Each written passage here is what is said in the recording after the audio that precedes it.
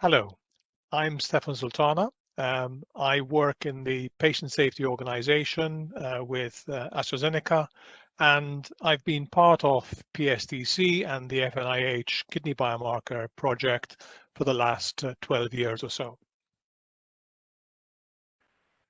Disclaimer that any omissions and exceptions which are in the presentation today are my own errors. They don't necessarily represent the views of AstraZeneca, the organization. Today we're going to talk about the composite measure, which is a panel of 6 urinary biomarkers, which has recently been qualified by the FDA to help with the detection of renal tubular injury in healthy volunteer studies in drug development.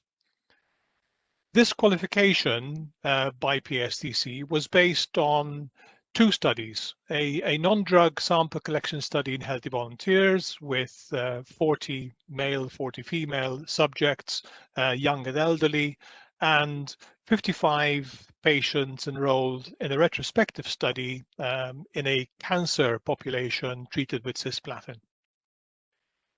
The composite measure itself consists of 6 urinary biomarkers, the formula with which to calculate the measure itself, and also detection thresholds for renal tubular injury, which are based on a typical phase 1 study cohort size. Now, why do we need a biomarker panel for renal safety? Well, we typically use conventional measures such as serum creatinine, urinalysis, and perhaps urinary albumin, total protein, for renal safety monitoring. But we have to realize that you don't see a change in serum creatinine until you've lost about 50% of your normal renal function. Tubular injury represents the majority of the instances of drug-induced kidney injury that we see in drug development. It's most typically associated with small molecules, but it can also be found with newer modalities such as antisense oligonucleotides and even to some extent antibody drug conjugate programs as well. Patients with chronic kidney disease are more susceptible to tubular injury in particular during drug development, and phase 2 studies normally exclude patients with significant renal impairment unless, of course, it's a CKD program. Now, when you're doing drug development, a clean serum creatinine profile in healthy volunteers may not adequately de-risk your safety concerns, especially for these more sensitive patient populations, hence the need for more sensitive tools in early clinical studies. The 6 biomarkers that were chosen for this composite measure are listed on this slide here. You've got cystatin C, NAG, clusterin, KIM1, NGAL, and osteopontin. And I've tried to depict here the different functional classes that these biomarkers represent with regards to kidney pathology and biology. For example, cystatin C is a marker of tubular function because it's freely filtered into the urine and into the proximal convoluted tubule, and it's reabsorbed by that tubular epithelium so that levels are elevated when the tubule is injured and that reabsorption does not take place. Whereas something like NAG or clusterin are more classically injury proteins. NAG, for example, is an enzyme which is typically found in the brush border of the proximal epithelial cell, and it's released into the urine when the cell is damaged or with increased lysosomal activity. Similarly, clusterin, its expression is mediated by apoptosis and death of cells, where it helps to clear up the debris as well. KIM1 NGAL are inflammatory proteins which are upregulated across a various range of diseases and injuries of the kidney. And osteopontin has a large number of activities, but mostly works as a profibrotic protein to help with kidney repair. So you can see that the panel of 6 biomarkers actually encompasses a wide range of biological functions in the kidney, and it's likely that not all 6 biomarkers will behave in the same way, but when you get an injury response, it's also probable that you're going to get movement in 2 or 3 of these biomarkers at the same time. When should we use the composite measure? Well, the qualification document from the FDA says that the safety biomarker composite biomarker panel should be used in conjunction with traditional measures in the detection of renal tubular injury in phase 1 trials in healthy volunteers when there's a priori concern that the drug may cause tubular injury in humans. We should really be using this biomarker panel if we have preclinical evidence of toxicity in one or more species with this particular compound, and we also have biomarker data in that tox species to show that at least one of these biomarkers, hopefully 2 or 3, will be positive, will show a positive response in that tox species and links to the pathology that we're seeing. If we have that, then we can use this biomarker panel in normal healthy volunteer studies, and we have to use it alongside the traditional safety measures such as serum creatinine, urinalysis, urinary albumin, for example, to make dose decisions on a dose cohort. The biomarker panel is not qualified to be used as a monitoring tool for individual healthy volunteers or, for the time being, for patient studies as well. This slide shows a decision tree for use of the composite measure. The top half of the slide shows use of the biomarker panel in preclinical toxicology studies where you are running toxicity studies which show renal tubular degeneration or necrosis by pathology. Collection of urine samples in the same study will show a dose response or one or more of the biomarkers which correlate with this injury preclinically. And if that is the case, then you can use the biomarker panel in phase 1 studies. If that's not the case, i.e. the tubular injury does not result in a biomarker change, then I'm afraid that the biomarker panel is not suitable for the clinical studies. Once you've decided to use the biomarker in the phase 1 studies, you need to use the whole panel. So you need to use all 6 biomarkers, and you should apply them in your single ascending dose and multiple ascending dose healthy volunteer studies, for example, to help with dose escalation decisions in these studies. Now, if you see creatinine or urinalysis or albumin changes in your study, regardless of any change or otherwise of the biomarker panel, if you've reached your study decision criteria with serum creatinine changes, then obviously that you've shown already that that dose is unsafe and dose escalation and stopping criteria are met. However, if you don't see creatinine changes and if everything else in your safety labs looks nice and neat, then you review your biomarker data and you calculate the composite measure for that dose group to see whether the composite measure is above or below the threshold for detection of injury. And if it is above the threshold, then you have to review the data carefully, look to see whether there's other causes for this abnormality, and you may decide that dose escalation should not continue because you are seeing evidence of injury. If you don't see changes above the threshold, then you continue on to the next dose level. Now, I'm not going to go into the formula for calculating the composite measure. Suffice it to say that the composite measure is based on the fold change from baseline of each of the 6 biomarkers, which is then summed into a joint composite measure across all 6. And you calculate the composite measure for one individual subject, and then you take the mean for all subjects in that particular dose group to get to a geometric mean composite measure for that dose that dose cohort.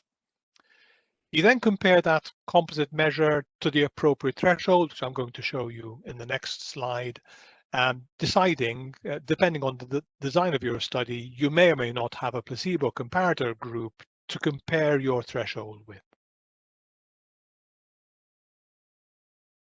Now, the qualification document comes with a set of thresholds that can be used in the phase 1 studies, and this is again listed in the qualification documents that can be seen on the FDA website. The thresholds are available for different sample sizes of each dose group, and typically your phase 1 study, you can go from an N of 6 per dose group up to, let's say, 12, 14 subjects per dose group. You choose your threshold based on the presence or absence of an equivalent placebo comparator group. Now, if you're doing a dose escalation, for example, in your single ascending dose and multiple ascending dose studies, you will often find that in your first 2 or 3 dose levels that you're escalating to, you may not have sufficient placebo subjects enrolled yet to be able to do a placebo comparison for that particular group. So for the early part of the study, you might be using the no comparator side of the table. But as the study progresses and you get more and more placebo subjects enrolled at the different dose groups, then you may be able to use the placebo-corrected thresholds instead. And a third element of choosing a threshold is the probability of showing an injury response with your threshold. And you can go from a probability of 0.5 or 50%, which means that you basically flip a coin as to whether you have an injury response or not, all the way down to the 1% level, the p equals 0.01, where this means that if your value is above the threshold at the 1% level, this means that in the normal population, this would be observed by chance in less than 1% of cases. So you can be reasonably certain that your result lies outside the limits of normal variability at the 1% level. But of course, in order to achieve this, your threshold has to be higher and higher as you go down the probability scale. So therefore, the more conservative you are, the higher the threshold is, the more certain you are that that's outside of the variability response. How do you interpret the results at the end of your dose cohort? So for each given dose cohort, you calculate the geometric composite measure. You then compare that composite measure for each of the time points that you're recording it, and you're going to be collecting urine samples at various intervals during your single and multiple ascending dose study. You might be collecting anywhere from 3 to 10 post-dose sampling time points, and you compare each of those time points to the appropriate threshold that you've chosen for that particular dose cohort. Now, as I've said, if your result is above the threshold, this means that that particular time point is inconsistent with the expected variability that you would normally expect in a healthy volunteer cohort, with a p-value representing the chance of observing that result in the normal population. You should be cautious about an individual time point elevation, or perhaps a dose level which is elevated and the next dose level up is within the normal range, because there's going to be some variability around that composite measure, especially if you have a smaller sample size. If you're at the 6 n equals 6 end of the sample size spectrum, you're going to get more variability in your biomarkers, and therefore you have to be interpreting these data with some caution. So you should be looking at patterns across successive time points, and you should also be looking at a particular dose group in relationship to the dose groups that have gone before it. So you look for patterns across dose and across time as well. If you're seeing changes in serum creatinine, you need to remember that any changes with serum creatinine, unless there's a good reason why serum creatinine should be changing from a pharmacological point of view, you should be stopping escalation regardless of any negative biomarker results, because obviously serum creatinine always supersedes biomarker data. And when you're reviewing the data, you should also look at the individual biomarkers, especially if you have an elevated composite measure. You should be looking at the individual biomarkers to see whether you have got one biomarker which is standing out as being particularly elevated. And there's a reason for this, because it depends on what is the pharmacology that you're expressing, what is the clinical study design and outline.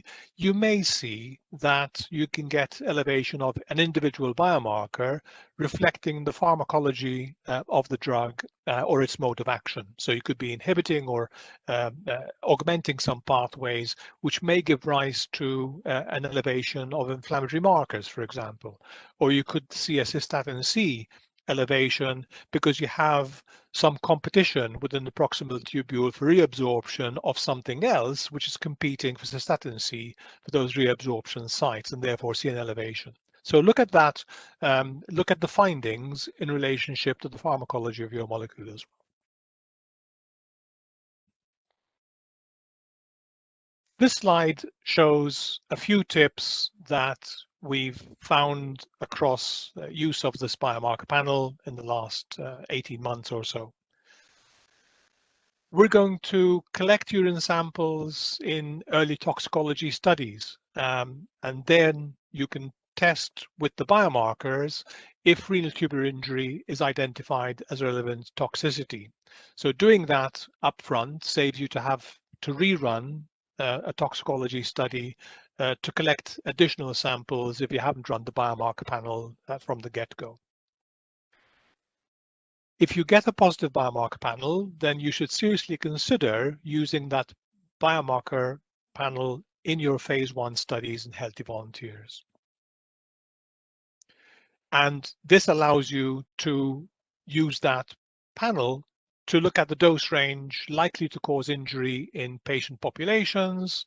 And conversely, if you have clean dose levels, then you can consider those for phase 2 studies in at-risk populations.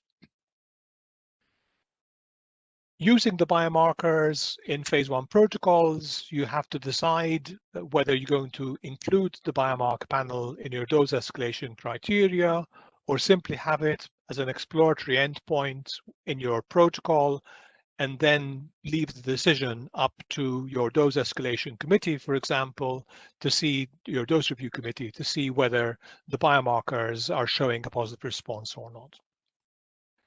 Planning the protocol, you're going to collect the samples at baseline, and you might want to do 1 or 2 separate baseline collections and decide how you're going to handle the data if you have a 2 baseline collection.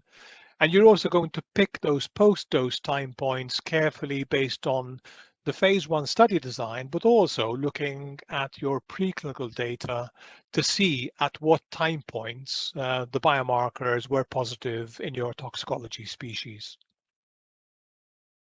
Ideally, you should analyze samples collected in a single group at the end of each dose group, and ideally, you should test all samples collected in an individual subject within the same analytical run. You're going to calculate the composite measure for the dose group and compare that to the appropriate threshold, and you escalate to the next dose level based on your standard measures and your CM results as well. The qualification document contains a table which gives you some minimum performance characteristics for the assays that you're choosing to be able to measure these 6 biomarkers. And you can see here on this table, I'm not going to go into it in detail, but you can see things like the measurement range and the expected precision of your individual studies, for example, so that you can measure these biomarkers using the same performance characteristics that were used to qualify the biomarker panel in the first place. In summary, the biomarker panel represents a sensitive tool that we can use in drug development to help in the detection of renal tubular injury in phase 1 studies. Use of this panel should be informed by preclinical biomarker data, and it should be used in conjunction with standard safety measures in your phase 1 studies. The composite measure is based on the fold change from baseline of all 6 biomarkers. So that means that you should be measuring the whole panel when you're using the composite measure. You're going to select a threshold for injury detection based on the sample size of your dose cohort, the presence or absence of a comparator group, and the probability level that you've chosen in order to indicate a possible injury response. And remember that when you have values above the threshold, this indicates that the data are outside the expected variability in this particular study population, and you may need to evaluate further, but you need to remember that you need to look for patterns, and you also need to look at the individual biomarkers in case one of them is showing a significant change, which is down to the pharmacology or the mode of action of your drug.